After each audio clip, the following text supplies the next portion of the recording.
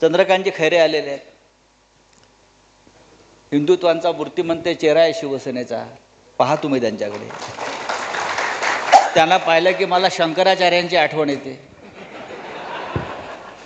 शिवसेनेचे शंकराचार्य आहेत. खैरे साहेब, तुम्ही ज्या भागातून आलात, मराठवाडा कायम दुष्काळी भाग, निजामाची राजवट आपण पाहिलेली आहे. आपल्या आधीच्या पिढीने निजामाबरोबर संघर्ष केलेला आहे. आपण जिथे औरंगजेबाची कबर आहे त्या शहराचं नाव औरंगाबाद होतं.